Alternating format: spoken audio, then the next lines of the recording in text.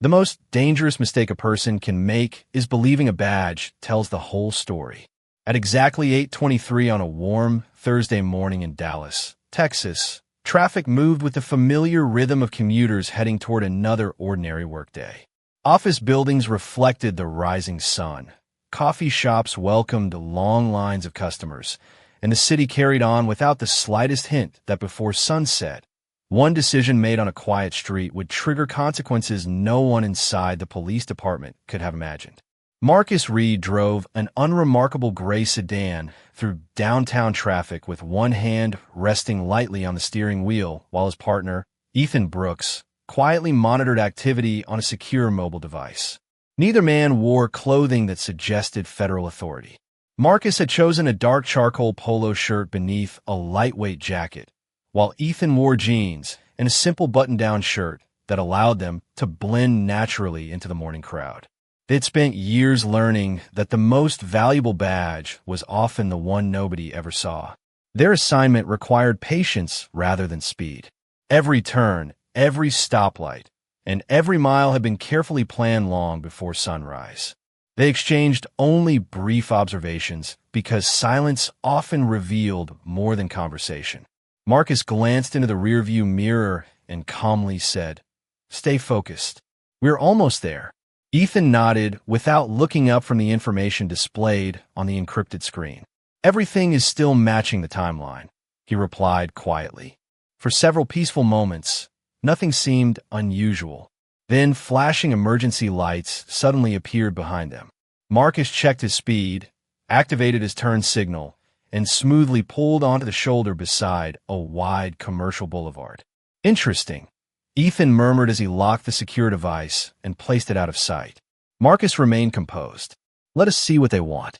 Moments later, Officer Ryan Walker stepped out of a marked patrol vehicle, with Sergeant Kevin Mitchell following only a few steps behind. Both officers approached with confident expressions that suggested they had already reached conclusions before speaking a single word. Marcus lowered the driver's window and offered a polite greeting. "Good morning, officers." Ryan did not return the greeting. His eyes moved across the interior of the sedan before settling on Marcus with unmistakable suspicion. "License and registration," he said flatly. Marcus reached slowly toward the center console. Every movement remained deliberate and respectful. He understood that routine traffic stops happened every day across America, and professionalism often prevented unnecessary misunderstandings. Ethan quietly watched the exchange without interruption. Ryan examined the documents for only a few seconds before looking back toward Marcus. "Where are you headed this morning?" Marcus answered calmly. "We are traveling for work." "What kind of work?" Ryan asked. Marcus smiled politely, but offered nothing more than necessary. "Professional business." The answer seemed to deepen the officer's skepticism instead of satisfying it. Sergeant Mitchell stepped closer to the passenger side, while scanning the vehicle through the windows. Several nearby drivers slowed as they passed, curious about the growing interaction. A delivery truck rolled by. A city bus stopped across the intersection. Ordinary life continued only yards away, while tension quietly settled over the roadside. Ethan leaned slightly toward Marcus and spoke softly enough that only his partner could hear. "We both know where this is going." Marcus kept his attention forward. "Then we stay patient." Ryan returned the documents, but made no effort to conclude the stop. Instead, he exchanged a silent glance with Sergeant Mitchell, the kind of look shared by people who believe they already control the outcome. Marcus noticed it immediately, yet his expression never changed. He had learned long ago that real authority never needed to announce itself. As another set of patrol lights appeared in the distance and slowly turned toward their location, Marcus looked through the windshield and quietly said, "I hope they choose wisdom before this day chooses consequences for them." Officer Ryan Walker took one slow step closer to the driver's window, studying. Marcus Reed, with the kind of confidence that came from believing every answer could be measured by appearance alone. "Step out of the vehicle," he said evenly. Marcus looked directly at the officer before calmly complying without hesitation. He opened the door, stepped onto the shoulder, and kept both hands clearly visible. Ethan Brooks followed the same example on the passenger side after Sergeant Kevin Mitchell issued the same instruction. Morning traffic continued flowing only a few yards away, yet the atmosphere surrounding the roadside had become strangely isolated, as though the rest of Dallas had faded into the background. Ryan circled the sedan, while Mitchell remained beside Ethan, occasionally exchanging quiet remarks that neither Marcus nor Ethan could fully hear. The officers searched the interior through the windows before asking additional questions that seemed to move further away from the original purpose of the stop. Marcus answered each one politely but briefly, careful not to volunteer information unrelated to the situation before him. "What company do you work for?" Ryan asked. Marcus replied with the same composed tone he had maintained since the flashing lights first appeared. "We are employed by the federal government." Ryan folded his arms. "Doing what?" Marcus paused for only a moment. "We are unable to discuss the nature of today's assignment."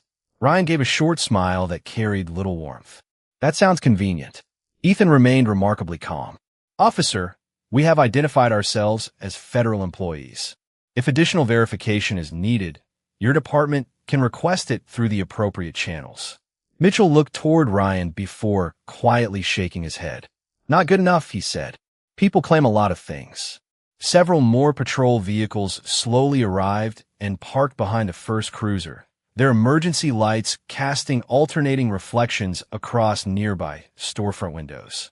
Curious pedestrians stopped at a respectful distance, while a few drivers slowed enough to watch before continuing down the boulevard. Marcus understood how quickly public assumptions could form long before facts appeared. He also understood that frustration would solve nothing. Ryan requested permission to search the vehicle. Marcus answered respectfully, "Officer, we do not consent to a search. If you believe you have lawful authority, you will make your own decision." The response seemed to harden Ryan's expression. He glanced toward Mitchell once more before speaking quietly with the newly arrived officers. None of them appeared interested in contacting federal authorities or verifying the information Marcus had already provided. Ethan looked toward his partner without changing his calm expression. "Headquarters will notice when we miss our next scheduled check-in," he said softly. Marcus gave an almost imperceptible nod. "They always do." Minutes passed with growing tension, but almost no raised voices. Ryan finally returned, holding a pair of restraints. "At this time," he announced, "both of you are being detained pending further investigation." Marcus neither resisted nor argued. Instead, he slowly extended his hands while maintaining steady eye contact. "Officer," he said quietly, "every decision made today will eventually be reviewed by people who are not standing here." Ryan dismissed the statement with little reaction. Ethan was escorted toward another patrol vehicle with the same professional composure. Before entering the back seat, he looked across the parking lane toward Marcus and offered a faint, reassuring smile. Neither man appeared frightened. Neither attempted to explain further. They simply trusted that truth required patience more often than volume. As the patrol vehicles pulled away from the roadside and merged into late morning traffic, Marcus looked through the window at the Dallas skyline, growing smaller behind them. Somewhere across the city, a secure operations center would soon recognize that 2 routine status reports had failed to arrive on time. For everyone inside the patrol cars, the morning still looked ordinary. For everyone waiting at federal headquarters, the countdown had already begun. By 11:15 that morning, Marcus Reed and Ethan Brooks had been inside separate, holding rooms for more than 2 hours. Neither man had raised his voice. Neither had argued with the officers assigned to supervise them. They answered routine questions respectfully, declined to discuss confidential matters, and repeated the same simple request whenever the opportunity appeared. "Please contact the Federal Bureau of Investigation through your official communication channels."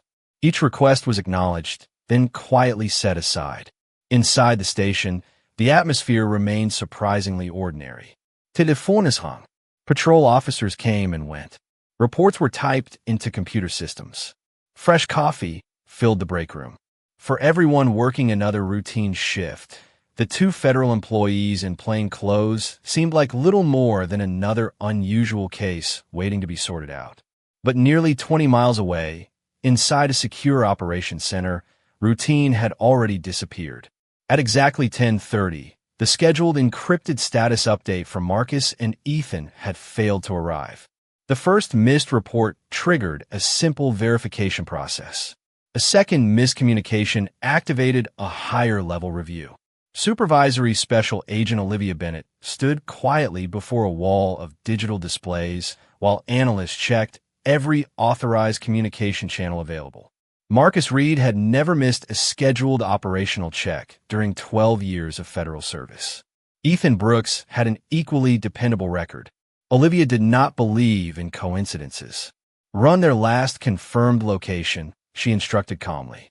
Within seconds, satellite positioning records, encrypted device logs, and vehicle tracking information began appearing across multiple screens. One analyst looked up. The signal stopped transmitting near downtown Dallas approximately 2 hours ago. Olivia nodded once. Traffic cameras. Another analyst immediately began requesting footage from city transportation systems. A third contacted communications specialist responsible for emergency dispatch records. Nobody rushed. Nobody panicked. Years of experience had taught them that calm decisions solve problems faster than emotional reactions. Olivia folded her arms while quietly studying a city map. Find every law enforcement interaction reported within 1 mile of that. Location between 8 o'clock and 9 o'clock this morning. The room became almost silent except for keyboards and short professional conversations. Meanwhile, inside the local police station, Officer Ryan Walker completed additional paperwork describing the morning traffic stop. His version of events appeared straightforward on the screen in front of him. Sergeant Kevin Mitchell reviewed several sections before offering minor suggestions. Neither officer seemed concerned about the possibility that outside agencies might soon begin reviewing every sentence they entered into the official record. Down the hallway, Marcus sat alone beneath bright fluorescent lights, listening to the steady ticking of a clock mounted above the door.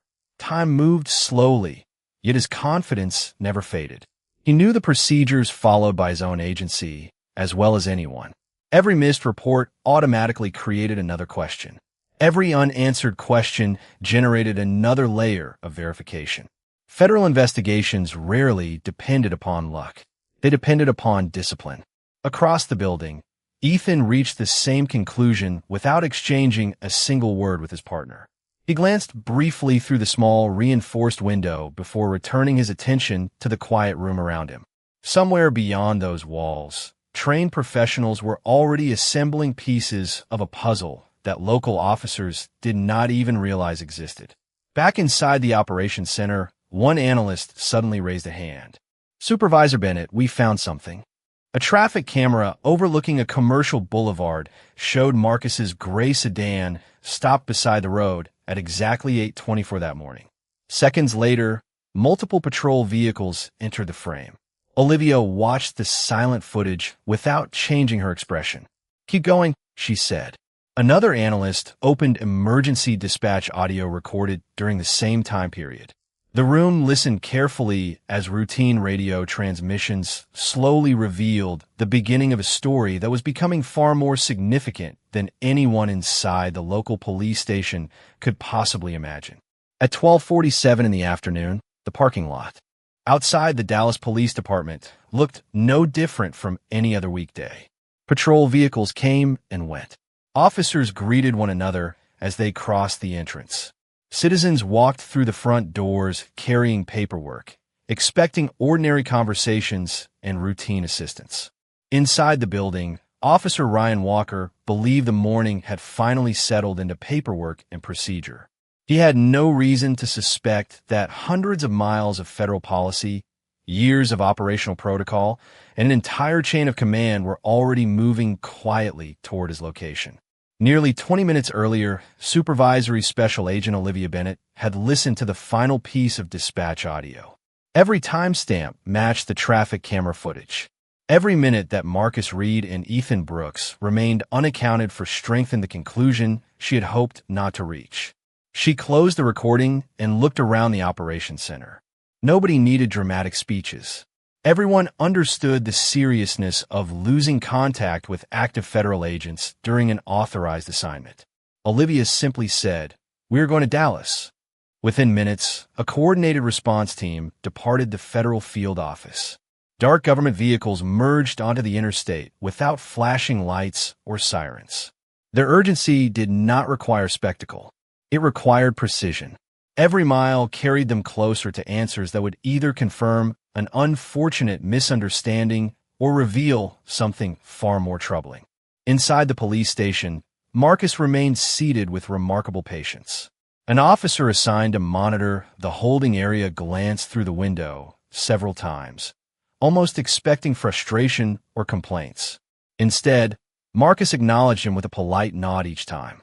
Ethan demonstrated the same quiet professionalism in the neighboring room. Neither man demanded special treatment. Neither attempted to intimidate anyone by mentioning titles, authority, or rank. They trusted the system they had dedicated their careers to protecting. At exactly 1:18 in the afternoon, the first black sport utility vehicle entered the police department parking lot. Another followed. Then, another. More arrived in disciplined succession until an orderly line of unmarked federal vehicles occupied nearly one side of the lot. There were no raised voices, no hidden movements. Men and women wearing conservative business attire stepped from the vehicles carrying identification cases and document folders instead of visible urgency. Several patrol officers standing near the entrance exchanged puzzled looks. One quietly asked another, "Who is coming?" Nobody answered. Olivia Bennett exited the lead vehicle and adjusted her suit jacket before walking toward the front entrance with calm confidence. Her expression revealed neither anger nor emotion. Experience had taught her that the strongest authority often arrived without needing to announce itself. Two federal supervisors accompanied her, while additional personnel remained outside, speaking professionally into secure communication devices and documenting the time of arrival. The lobby receptionist looked up as the group entered. Olivia offered a courteous smile before presenting her credentials. The receptionist's expression changed almost instantly as she carefully examined the identification. "Good afternoon," Olivia said in a calm voice. "I'm Supervisory Special Agent Olivia Bennett with the Federal Bureau of Investigation. We are here regarding two federal agents who have failed to report during an active assignment this morning. I would appreciate speaking with your commanding officer immediately." The receptionist hesitated only briefly before reaching for the telephone. Across the room, several officers stopped their conversations without realizing why the atmosphere had suddenly become noticeably quieter. Outside, more federal personnel continued arriving with quiet efficiency, and for the first time that day, the confidence that had filled the station since the traffic stop began to give way to uncertainty. Nobody had raised a voice. Nobody had issued a threat. Yet somehow the entire building felt different, as though the weight of unseen truth had just walked through the front door. The conference room on the second floor became unusually quiet as Police Chief Harold Lawson entered alongside Supervisory Special Agent Olivia Bennett. Around the table sat senior officers who had expected an ordinary administrative meeting, but the expressions on the faces of the federal officials immediately suggested otherwise. Olivia placed a thin folder on the polished wooden table before speaking in a measured voice. "Our purpose today is simple. Two Federal Bureau of Investigation special agents disappeared during an authorized assignment. Our investigation has traced their last confirmed location to this department." Chief Lawson looked around the room before answering. "We have two individuals in temporary custody following a traffic stop this morning." Olivia nodded politely. "Their names are Marcus Reed and Ethan Brooks." The room grew still. One captain quietly opened a laptop, while another requested the incident report connected to the morning stop. Officer Ryan Walker and Sergeant Kevin Mitchell were asked to join the meeting. Neither appeared especially concerned as they entered. Ryan carried a copy of his completed report, while Mitchell remained confident that proper procedures had been followed. Olivia did not interrupt them. She simply waited until everyone had taken a seat. Then she placed two official credential files beside the folder already resting on the table. "Before we continue," she said calmly, "I would like everyone present to verify these identities." The documents moved slowly around the room. Each contained federal appointment records, assignment authorizations, and multiple levels of authenticated identification. Every page confirmed the same reality. Marcus Reed and Ethan Brooks were not simply federal employees. They were active special agents assigned to an authorized operation at the time of the traffic stop. Ryan's confidence faded slightly as he looked toward Chief Lawson. "Those credentials were never presented to me," he said carefully. Olivia answered without changing her tone. "Agent Reed informed your officers that he worked for the federal government and requested verification through official channels." Nobody immediately responded. Instead, another federal specialist connected a secure laptop to the conference room. Display. The first recording appeared on the large screen. Traffic camera footage showed the gray sedan pulling safely onto the shoulder. The timestamp matched dispatch records to the second. Another recording followed. Radio communications documented every request made during the stop. Then came dashboard camera video from the responding patrol vehicles. The room watched in complete silence. Every movement could now be reviewed without emotion, without assumptions, and without memory influencing perception. Marcus remained calm throughout the encounter. Ethan answered respectfully whenever addressed. Neither man raised his voice. Neither resisted instructions. Most importantly, both repeatedly identified themselves as federal employees and requested official verification through established procedures. Olivia allowed the final recording to end before speaking again. "Facts are patient," she said quietly. "They do not become stronger because someone believes them, and they do not become weaker because someone ignores them." Chief Lawson leaned back slowly, his attention fixed on the screen that had only moments earlier displayed the evidence. He understood what everyone else in the room was beginning to realize. The issue was no longer whether mistakes had been made. The recordings clearly answered that question. The remaining question was how many decisions had followed the first mistake and how many opportunities had existed to correct it before the situation reached this point. Down the hallway, unaware that every recorded minute of the morning was now being examined frame by frame, Marcus Reed quietly waited with the same patience he had carried since the flashing lights first appeared behind his vehicle, knowing that truth often arrived one verified fact at a time. The electronic lock clicked softly before the holding room door opened for the first time in hours. Marcus Reed looked up from the chair where he had been waiting with quiet patience. A uniformed lieutenant stood in the doorway beside Supervisory Special Agent Olivia Bennett. For a brief moment, nobody spoke. Then the lieutenant stepped aside. "Agent Reed," Olivia said calmly, "you are free to leave." Marcus rose without haste, straightened his jacket, and offered a courteous nod. "Thank you for coming." Olivia answered with a slight smile. "We were always coming." Moments later, Ethan Brooks emerged from the neighboring room under similar circumstances. The partners exchanged a brief glance that required no explanation. Years of working together had taught them that composure often communicated more than celebration ever could. Neither man expressed frustration. Neither criticized the officers who had detained them. They simply walked beside Olivia toward the conference room where department leadership had gathered. As Marcus entered, every conversation stopped. Chief Harold Lawson stood first. The officers seated around the table followed a moment later. The silence carried far more weight than any apology prepared in advance. Chief Lawson took a slow breath before speaking. "Agent Reed, Agent Brooks, on behalf of this department, I acknowledge that serious mistakes were made today." Marcus listened without interruption. His expression remained thoughtful rather than emotional. "Chief," he replied evenly, "our concern has never been about embarrassment. Our concern is whether procedures designed to protect the public were followed when uncertainty appeared." No one challenged the question because everyone in the room already knew the answer. Supervisory Special Agent Olivia Bennett placed another folder on the table. Unlike the first collection of documents, this one contained timelines, policy references, communication logs, and requests for administrative review. Beginning immediately, she explained, the Federal Bureau of Investigation will coordinate with the Department of Justice and your Internal Affairs Division. Every decision made during today's incident will be evaluated according to established policy. This review is about accountability, accuracy, and preserving public trust. Officer Ryan Walker remained unusually quiet. The confidence that had shaped his decisions throughout the morning had gradually disappeared as each verified fact replaced assumption. Finally, he looked toward Marcus. I believe I was making the right call, he admitted. Marcus met his eyes without anger. Belief is important, he answered. Verification is essential.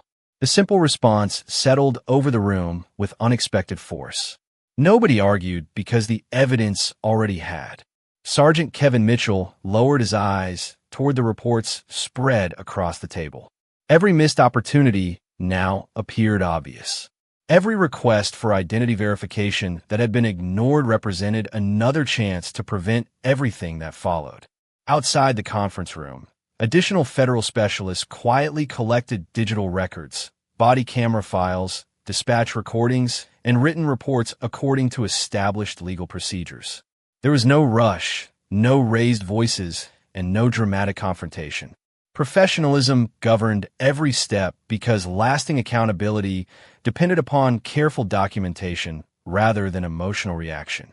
As Marcus and Ethan prepared to leave the building, several officers they passed offered respectful nods. The atmosphere inside the station had completely changed from the confidence that filled its halls only hours earlier. People spoke more softly. Decisions were made more carefully. Questions were asked before conclusions were reached. Standing near the front entrance, Marcus paused for a final moment and looked back across the lobby where the morning had begun with assumptions instead of facts. He quietly adjusted his jacket before turning toward Olivia. Sometimes, he said, the strongest lesson is not delivered by punishment. It is delivered by the moment people finally choose to see what was standing in front of them all along. By the following morning, the review that had begun inside one conference room had expanded far beyond the walls of a single police department. Teams from Internal Affairs, the Federal Bureau of Investigation, and the Department of Justice worked side by side, carefully comparing timelines, written reports, dispatch recordings, body camera footage, surveillance video, and communication logs. Every document was matched against every recorded minute. Every statement was measured against objective evidence rather than personal recollection. The process moved deliberately because accuracy mattered more than speed. Throughout the city, rumors began spreading long before official information became public. Local reporters noticed the unusual number of federal vehicles entering municipal buildings. Attorneys requested public records. Community leaders asked whether an independent review had been opened. City officials realized that a routine traffic stop had quietly become a matter receiving national attention. Inside a secure briefing room, Supervisory Special Agent Olivia Bennett reviewed the latest findings with investigators from multiple agencies. One analyst displayed a digital timeline stretching from the initial traffic stop until Marcus Reed and Ethan Brooks were released. Each decision appeared in chronological order. Every missed opportunity to verify federal employment was clearly identified. Every communication delay had been documented. The investigation revealed not one isolated mistake, but a series of preventable decisions that continued long after verification could have resolved the situation. Olivia closed the presentation and looked around the room. Accountability is never about one moment, she said. It is about every opportunity to correct the course before greater damage occurs. Across town, Police Chief Harold Lawson met with city attorneys and elected officials. The discussion centered on policy, oversight, public confidence, and institutional responsibility. Nobody attempted to minimize what had happened. The evidence no longer allowed room for speculation. Administrative actions began moving through the established legal process. Officers connected to the incident were temporarily relieved of certain duties pending the outcome of formal investigations. Supervisors responsible for reviewing procedures were also notified that their decisions would receive independent evaluation. Every action followed established rules designed to ensure fairness for everyone involved. Marcus and Ethan spent the day completing their own official reports to the federal field office. Neither man spoke with reporters waiting outside the building. Neither accepted interview requests. When another agent asked Marcus whether he felt satisfied by the rapid response, he answered quietly, "The purpose was never to win an argument. The purpose was to protect the integrity of the system." Ethan nodded in agreement before adding, "Public trust depends on people believing that every badge answers to the same standard." By late afternoon, formal notices had been delivered to multiple individuals connected to the incident. Some faced administrative review. Others became subjects of broader investigations, examining whether similar procedural failures had occurred in previous encounters. The scope continued expanding as investigators identified additional records requiring careful examination. City financial officials also began estimating the cost of legal reviews, emergency administrative actions, outside investigative support, and potential civil proceedings. Preliminary projections suggested that the overall impact could eventually reach approximately $10 million once litigation, policy reforms, training initiatives, and operational disruptions were fully accounted for. Standing outside the federal building as the evening sun settled over the Dallas skyline, Marcus watched ordinary people walking home from work, unaware of how many quiet decisions had unfolded behind government doors during the previous 24 hours. He understood that headlines often focused on dramatic moments, but real justice was usually built through patient investigation, verified facts, and professionals willing to place truth above pride. Somewhere inside city offices, more names were being added to official review documents, and one careful decision after another was steadily reshaping the future of a department that had learned, at tremendous cost, that authority without accountability could never earn lasting respect. 3 weeks after the incident, the attention surrounding the investigation reached its highest point. News organizations from across the country gathered outside Dallas City Hall before sunrise, their cameras aimed toward the entrance where city leaders, federal officials, and representatives from multiple oversight agencies were scheduled to address the public. The atmosphere felt unusually restrained. There were no dramatic announcements waiting behind the podium, only the expectation that verified facts would finally replace weeks of speculation. Inside the building, Mayor Rebecca Collins reviewed the prepared statement alongside Police Chief Harold Lawson, Supervisory Special Agent Olivia Bennett, and attorneys representing both the city and the Department of Justice. Every sentence had been carefully examined to ensure complete accuracy. Every number had been verified. Every conclusion rested upon documented evidence rather than opinion. Shortly after 10 o'clock, the briefing began. Mayor Collins stepped to the podium first. She acknowledged the public concern surrounding the incident and emphasized that transparency remained essential to restoring confidence. She then confirmed that independent investigations had concluded their preliminary reviews and that administrative and legal actions were now underway through established judicial and departmental processes. Olivia Bennett followed with the same calm professionalism she had demonstrated since the first miscommunication from Marcus Reed and Ethan Brooks. She thanked investigators from every participating agency for conducting a thorough and impartial review. Without discussing confidential operational details, she confirmed that the investigation had identified repeated procedural failures, missed verification opportunities, and significant departures from established professional standards. She also confirmed that 17 individuals connected to the matter now faced various administrative or criminal proceedings through the appropriate legal channels, with each case to be evaluated independently according to the evidence. The room remained completely silent as reporters carefully wrote every word. City financial officials then released updated projections showing that legal expenses, outside investigative support, policy reforms, mandatory retraining programs, personnel actions, civil litigation exposure, and operational disruptions were expected to cost the city approximately $10 million. The figure immediately captured national attention, but Mayor Collins reminded everyone that the greatest loss could never be measured only in dollars. Public trust, she said quietly, takes years to build and only moments to weaken. Standing near the back of the room, Marcus Reed and Ethan Brooks watched without seeking recognition. They had not requested seats on the stage. They had declined several interview offers and continued performing their regular federal responsibilities throughout the investigation. When one reporter respectfully asked Marcus whether he felt vindicated, he paused before answering. "This was never about proving that we were important," he said. "It was about proving that every person deserves to be treated with fairness before assumptions replace facts." Ethan added only one sentence. "Professionalism protects everyone." Nothing appeared different. Yet beneath that ordinary routine, countless procedures had quietly changed because of one chain of events that had reminded an entire community why accountability mattered. Inside the Federal Bureau of Investigation field office, Marcus Reed and Ethan Brooks prepared for another assignment with the same quiet professionalism they had demonstrated throughout their careers. New case files rested neatly on the conference table. Secure communication devices were tested. Operational briefings proceeded according to schedule. Neither man spoke about the incident unless someone specifically asked. Their focus remained exactly where it had always belonged, on serving the public with discipline, integrity, and respect. Across town, the police department had also changed.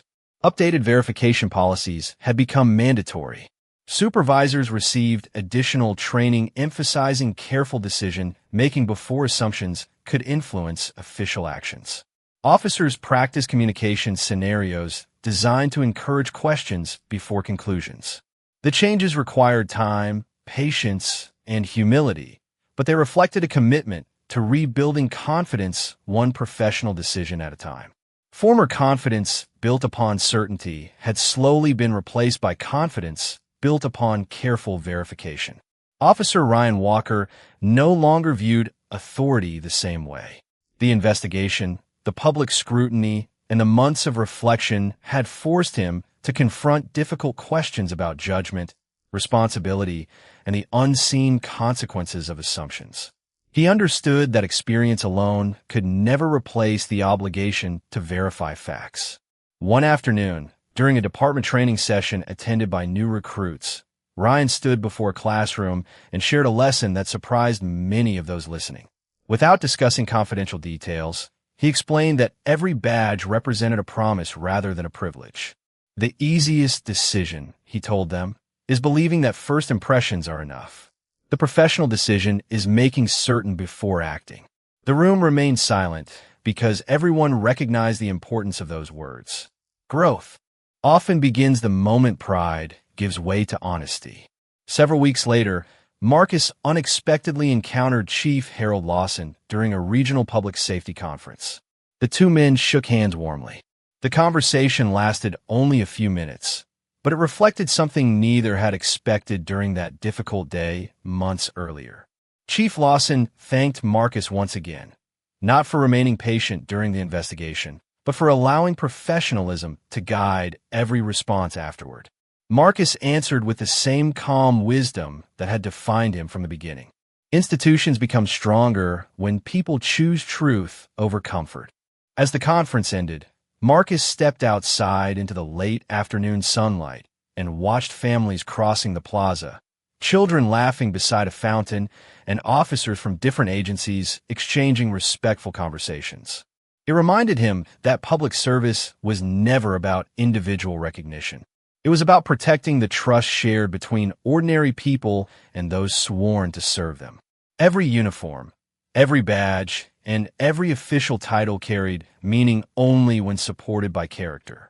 Power could open a door, but integrity determined what happened after it opened. And perhaps that was the greatest lesson of all. On one ordinary morning, two men had been judged before they were understood. Months later, an entire city had learned that justice does not begin with authority. Justice begins with the courage to seek the truth before deciding who deserves to be believed. Because in the end, a badge may command attention, but only integrity earns lasting respect.